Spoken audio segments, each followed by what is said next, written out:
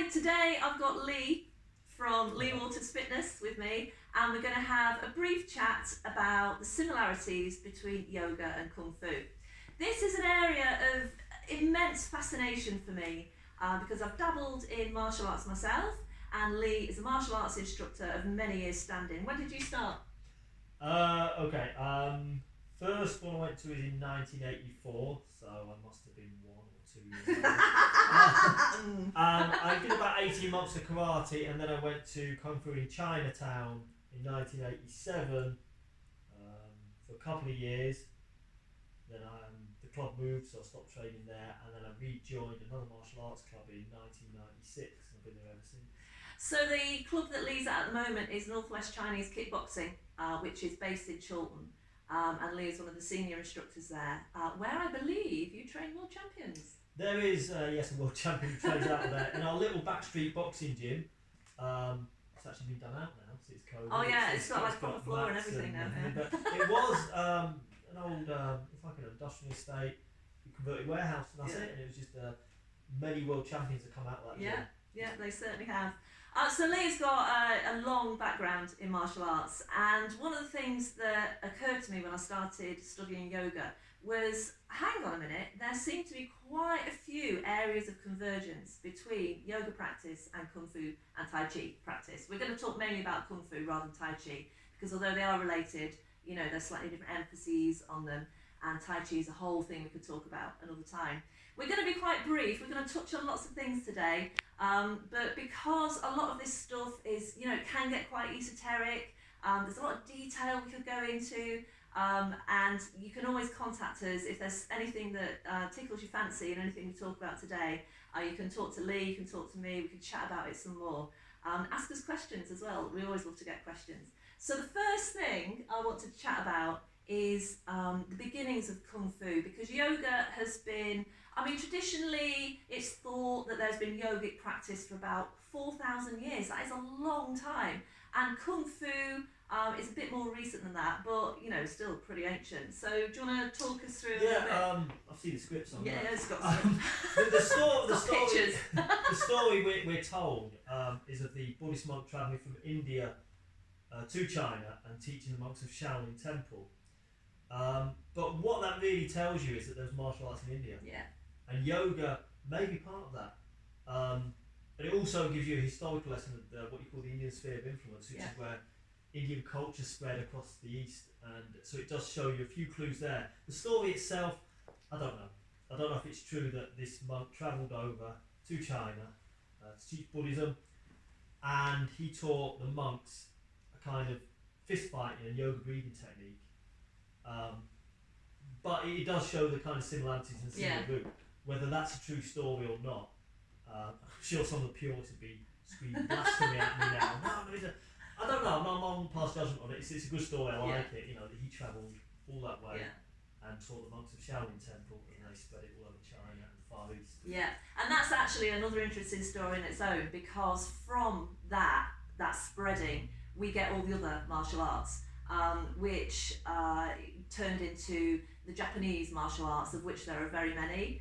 And then moving through Southeast Asia, we've got the Javanese martial arts. I think what you have is every culture, everywhere in the world has a warrior tradition, and has been influenced by Chinese martial arts. So these warrior traditions are already there, but the influence of the techniques they're using, you know, is from the Indian to Chinese martial arts. And that leads us very nicely onto what those similarities might be. Now, as I said at the beginning, bear in mind that these things, Kung Fu and yoga, are not the same thing. They are different, but there are huge points of convergence, which I find really fascinating.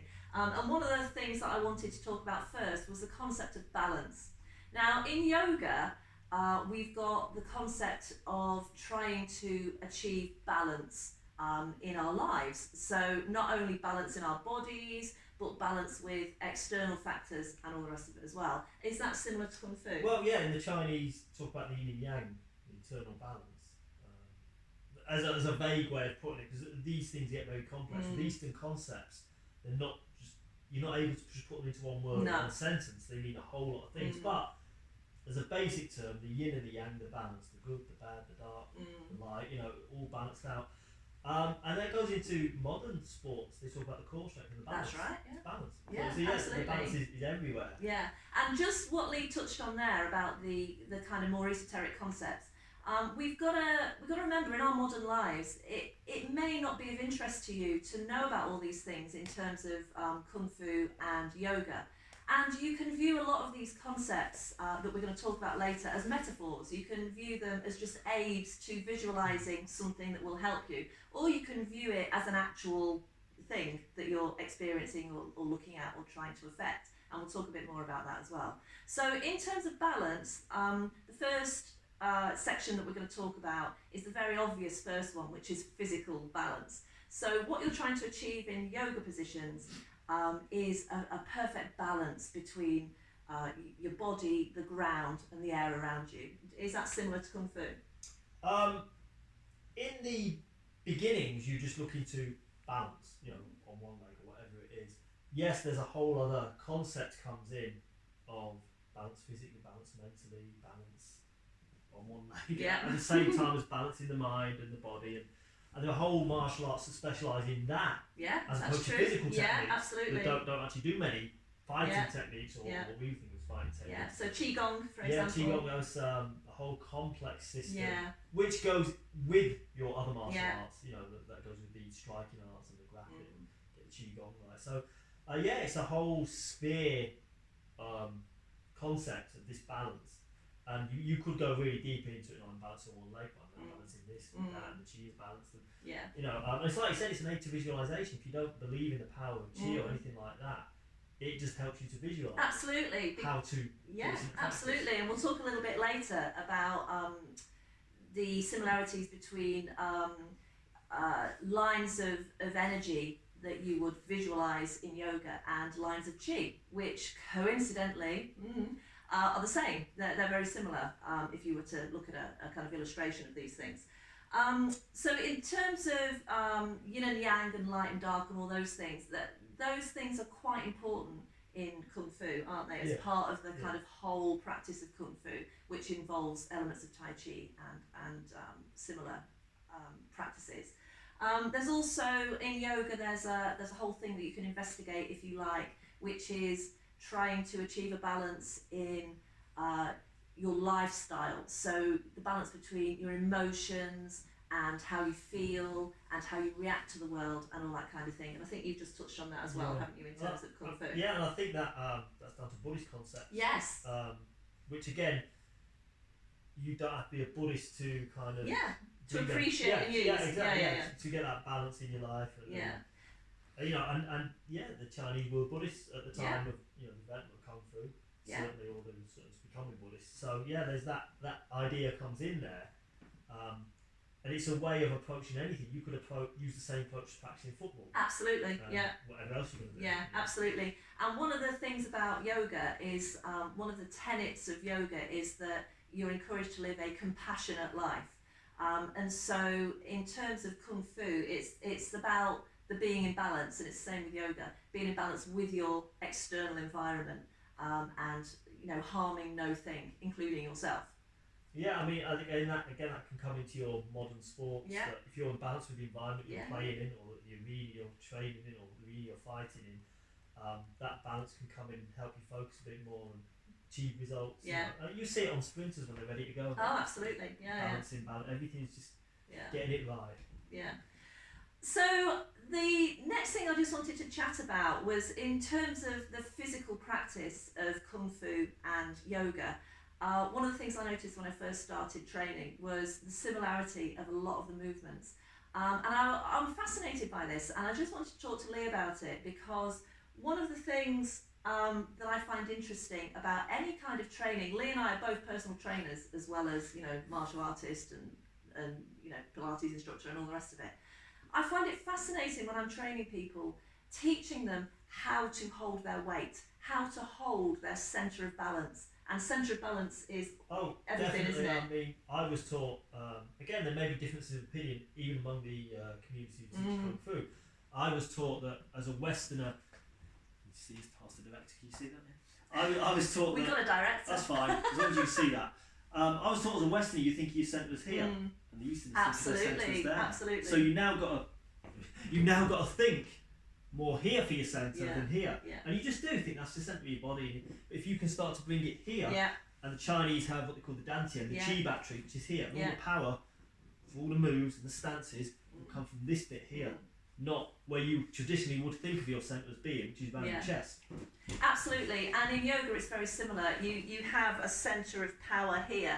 Now I'm bandying words like centre of power around, and you might be thinking to yourself, centre of power, I just want to do some yoga because my back's bad. Do you know what I mean? You don't have to take all this stuff literally. But I promise you, if you kind of take some of this on board, it will actually change the way that you do any kind of physical activity. So for example, when I'm teaching people to do squats and things, all it takes is a tiny little adjustment in where you hold your energy, where you hold your balance, and it'll change the way that you move, won't it? Where you focus on.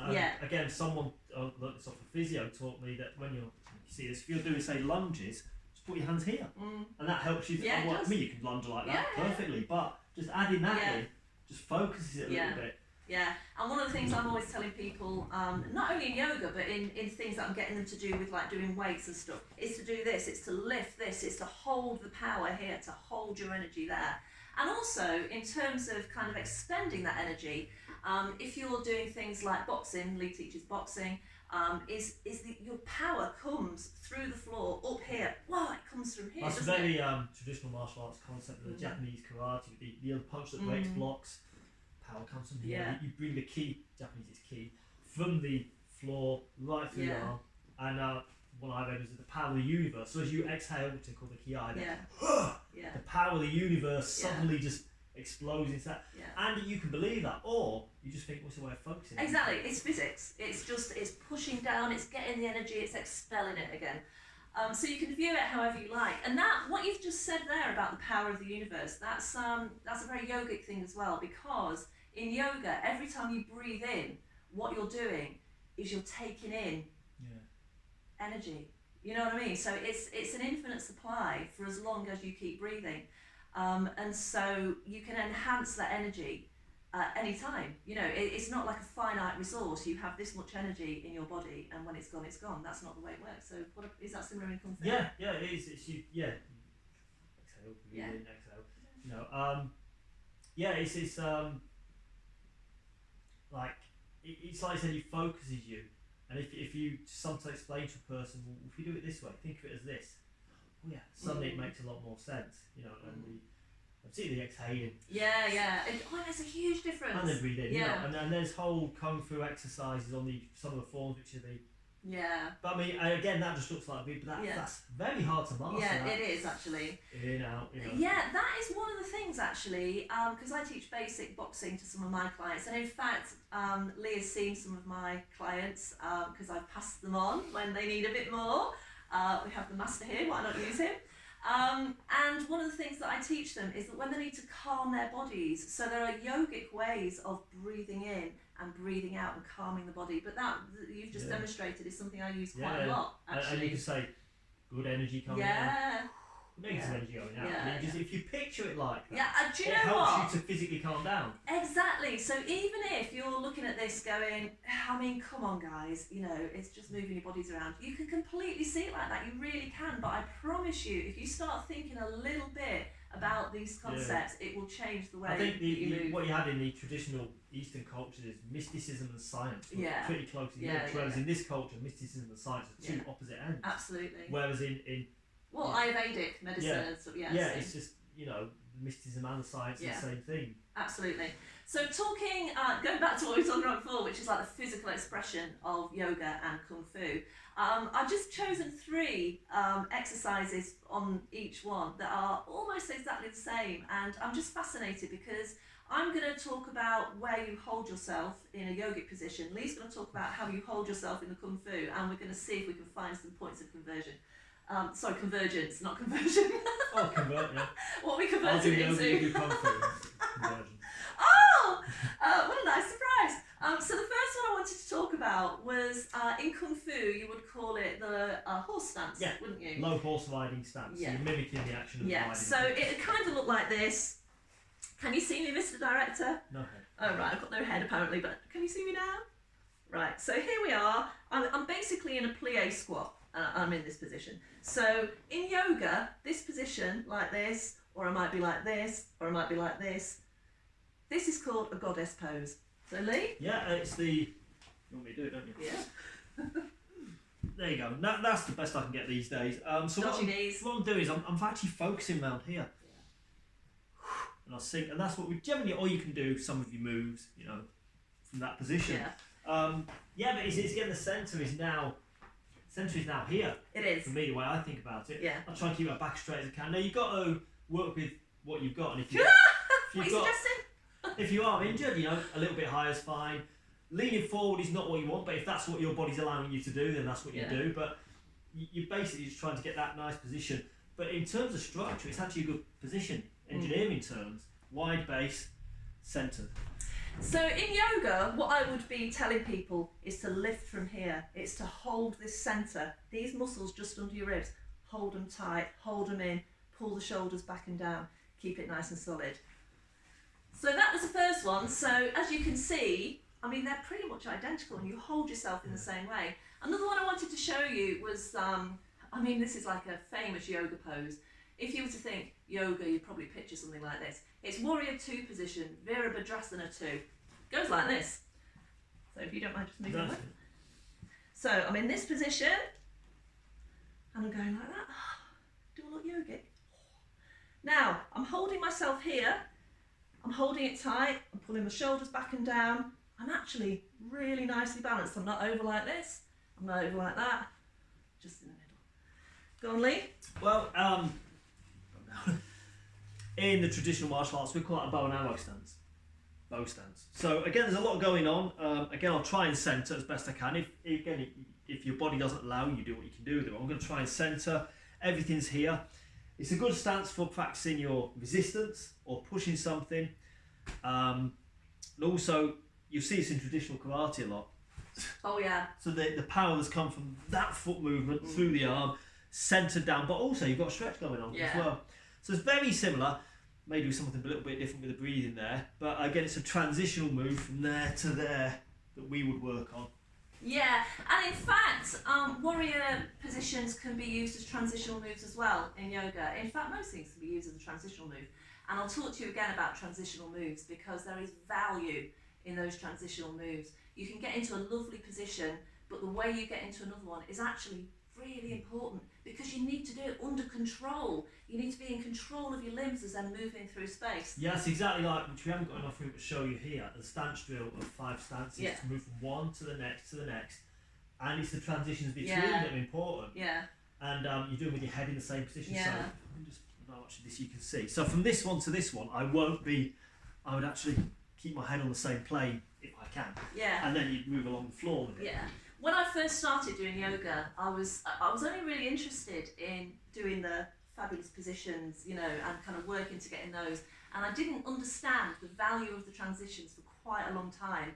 And now it's all about how you move through it, because it's how you breathe through it, where your power is, where your balance is, where are you going through space, how are you holding yourself through space. It's a fascinating thing actually, and I will talk about that again. The last one I wanted to show you is the Chaturanga. Now I can't demonstrate this fully because I've got a dodgy shoulder, I've got a trapped nerve in my shoulder. But basically the Chaturanga is a plank position with a little press down and you hover just above the floor.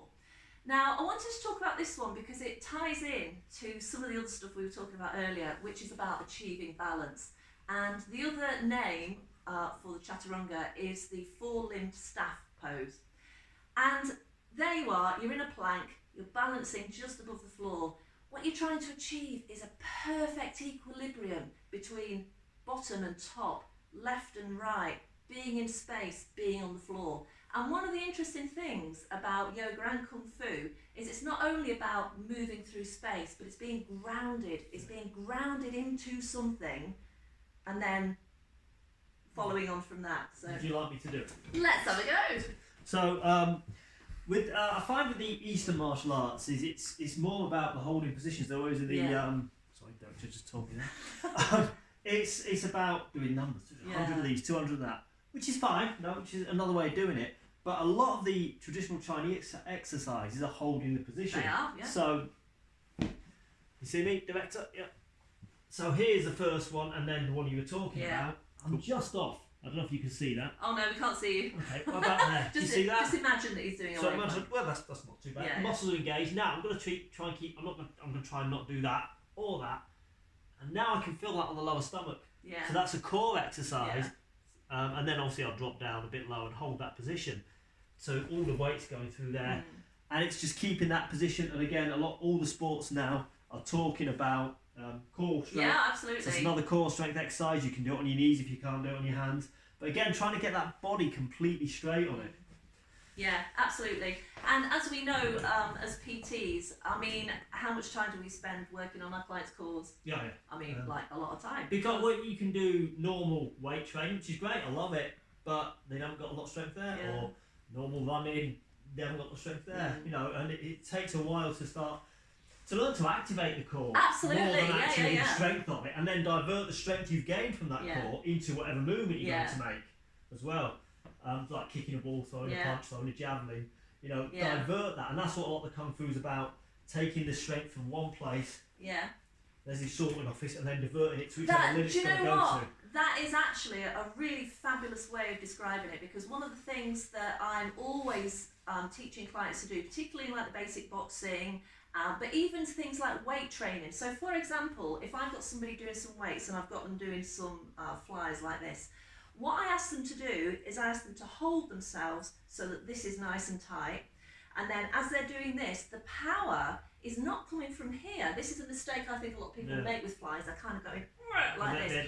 Use muscles you don't want to use. Exactly. It's coming from here, moving through and out. Would you agree with that? I try always with weight training, I presses and flies, I try to centre myself. Centre. So that even on the lightest weight, if you can imagine I wasn't standing up, in the lightest weights you can end up using the wrong thing. Exactly. Whereas centre, I'm just picturing I'm centred now. And then exactly movement you're gonna make. Yeah, absolutely. And that's a very interesting point of convergence between the yoga and the kung fu, because it's how you hold your weight and your centre and all that kind of stuff. Yeah, and there may be slightly different concepts. Maybe some would centre it and you're talking about just under the ribs there, and some of them, and within the Chinese martial arts, what you call kung fu, they have different schools of opinion. You know, so some will be more here and some will be more around the waist. So, but the idea is the same. That centering, rooting to the floor, and someone who's very good at the chi side of things, the qigong, little party trick they'll do is they'll stand there and you try and push them. You can't move them.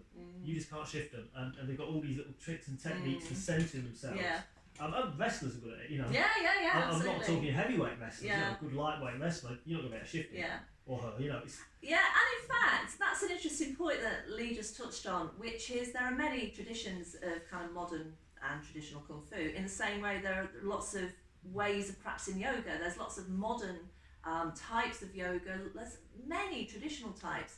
And one of the things that I always want to reiterate to people is, if you've been to a yoga class and you didn't like it, please try another one, because there will be a style of yoga that will suit you. Well, a lot of the yoga centres, you know, would advertise outside and they say hatha yoga. Vinyasa. Yeah, lots of different ones, and you might not know what they are. No. So if you went to hatha yoga and didn't like it, go to the other one. Yeah, exactly. So that's like. Exactly. You know, and just have a go at all of them. Yeah. Or maybe them that do introductory, this is just general yoga, Yeah. and then you can divert from there. It's the same with the kung fu. You could go to one style of kung fu, I didn't enjoy that, that's a lot of low down stance, my legs are dodgy. Fine, go to another one. Yeah, absolutely. Might be one that doesn't do it quite as, you know, extreme. The other thing I wanted to talk about in this brief chat was the flow of energy through the body. And this is where it can get quite, you know, technical and quite esoteric. And if that turns you off, if you think, oh, I really don't need to hear all that stuff, that's fine. You don't have to take it on board to practice kung fu or to practice yoga. But if you kind of take it on board as a tried and tested way of trying to control your centre and your energy flow and your body through space and all the rest of it, it's again, it comes out of visualisation. Yes, it's just a way of visualising. So when you're just stood there doing this, okay, you can spend 20 years doing that, but if you think, oh wait a minute, chi coming up there, coming out there, Exactly. Just a different way of looking at it. Exactly. I mean, Lee, you must have seen this hundreds of times. I've seen it hundreds of times. That when I'm doing boxing, for example, with people, and I ask them to get the energy from the floor, push the floor, up the leg, through the hip, out it comes. They do it differently. It's a classic thing we see when you're trying to teach. See that movement from the foot to the hand, and you can see it getting caught here. And not as what I said about the sorting off, is diverting the energy through. And that's where a lot of the relaxation exercises come. You see boxers just doing this. Yeah, absolutely. What they're doing? Well, they're trying to relax so they can get everything in there. A good example is someone who throws a javelin. They go from there to there, gets their body into. It's not their arm doing it. It's all from there. And again, if you just have a little bit of visualization of, well, there's energy coming from the earth, and I'm transferring it through there. It's just flowing through my arm. It might just help you a little bit to not get the energy caught there, because I'm as bad as anyone else, and when I've been punching for a long time, I can feel it here. But I'm not been relaxing as much. The other thing I see as well with people who are just starting, kind of hitting things, is it sometimes gets stuck at the back of the shoulder as well. And again, you'll get all sorts of, I'll say problems, but little niggles there because you're not quite getting them through. You're very stiff, you're a bit looser, and things like that. And again, that I've seen people I've worked with in boxing and thought they would benefit from doing a little bit of kung fu, just a little bit, No, absolutely. So in yoga, we have lines of energy with kind of nodes, which are called chakras in traditional yogic practice, and there are chakras throughout the body, and it's similar in Tai Chi and Kung Fu. Yeah, definitely. I mean, the Kung Fu school I used to go to in Chinatown was a poster on the wall, and there's a little map on the body with all the points and Chinese characters saying what they were, and where you put something like acupuncture points and things like that. Same concept, down the middle, and things like that. And it's definitely. I think it comes down to it makes sense. Yeah. So why would it be different? Yeah. Why would that someone who knows what they're talking about be different from that? Exactly. Yeah. It's fascinating actually. And the other point of convergence as well is in the breathing. So yoga, you might think yoga is about standing on your head. It's good for your back, it's good for your core. Actually, yoga, when it boils down to it, it is all about the breathing. All about breathing.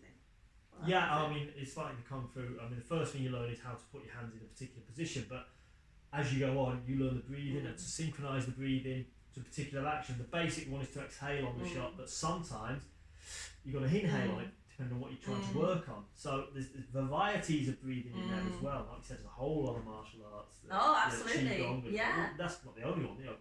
Lots of them that focus just on the breathing side of things. And again, I was taught that if you learn this breathing properly, it really toughens up down there. It really does actually. So that it was described to me as if you've got a china cup in a safe and you rattle the safe, it'll break. But you've padded the safe with cotton wool. So that's what the breathing does for you. Getting some padding there, some cushioning. And in fact, in yoga, there are whole branches of yoga that just concentrate on breathing. Now, you will have heard, if you know anybody who's ever had panic attacks, you'll know that their doctor will have given them some breathing exercises to do. You'll know that if you've done any kind of running, if you've done Couch to 5K or something, you're going to need to learn how to breathe at the end of that. Any sports person will learn how to breathe. And one of the things that I really like when I'm doing PT with people is actually just teaching them very simple breathing techniques. Well, the couple you use, one is stand up. Oh yeah. Just do that. Yeah. Because if you see Usain Bolt when he's doing his 100 meters, when he gets to the end, he doesn't go like this, like that. What he does is this. Like this, and what he's doing is he's expanding his rib cage, he's allowing the air to come in, he's doing it in a calm and controlled way. And one of the things I say to a lot of my clients is compose yourself. Yeah, and I've seen it with the kickboxers, when they finish the round, they don't like that at all. And I used to finish a round, there's photos of me doing it on the road. He needs yoga! And I've seen some that bang, bang, bang. They're struggling, but they don't look like they are. They've got it all composed. Well, as the great sage Bruce Lee said, be like water. That's right. You all know that quote. Yeah, you do. Do the one about the moon. Anyway, no, moving on.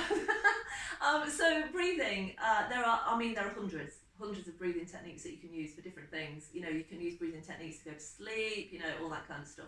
But it's all about the breath, and if you can learn how to breathe properly, me and Lee would be delighted to talk to you about this stuff. So if you want to get in touch with us, you can. Definitely. And then lastly, I wanted to talk about the spirit in which you might practice yoga. And I'm going to talk to Lee about Kung Fu in a similar way. So in traditional yogic mythology, yoga was given to humanity by the celestial being Shiva. And Shiva was not always the most popular of the celestial beings because he was a bit of a prankster, he was always playing tricks, he was drunk a lot of the time, he was a party boy, he had dreadlocks. The other celestial beings were like, what are you doing? Sort yourself out. And he was like, nah, man, I'm going to have a bit of fun. I mean, I don't know whether he actually said that, but, you know, don't at me. But basically, what that means, what that metaphor of yoga tradition means is that don't take it too seriously. Take it seriously, but have fun with it. There's a spirit of playfulness that you can explore in yoga, which is fantastic. And one of the things that I really like to bring to my clients who do yoga with me is Shiva-tastic yoga. It's just to have fun with it. It's only yoga. Yeah, you know, you can run your life by it, you can live by the tenets, you can really put a lot of work into it, and it will really help you in lots of different ways. But also, life is ridiculous. You've got to have a bit of fun with it. Yeah, I mean, obviously, in a traditional martial arts class, very disciplined. You're doing what you're told. You don't speak back to the teacher.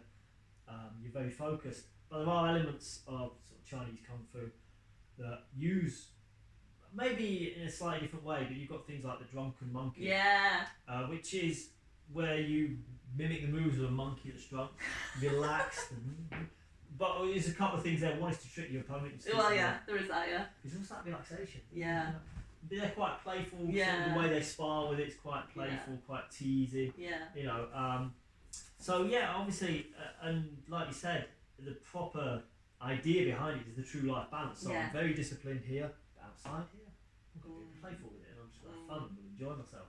So yeah, we get that element of it in there, and you can even get it sometimes in a boxing gym when you're just messing about it, you're sparring, having a laugh with it, giggling a lot, you know, stuff like that. So yeah, you do bring that in, particularly when you train with the people you know quite well.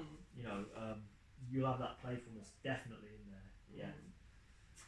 Well, that brings us to the end of our chat about the similarities between yoga practice and Kung Fu practice. That has been a really fascinating chat, I think. Thanks very much, Lee. Thank you. If you want to talk to Lee about martial arts or training, you can contact him at leewatersfitness.co.uk. If you want to talk to me about yoga or PT or anything that we've talked about today, honestly, we would love to hear from you because we love to chat about this shit.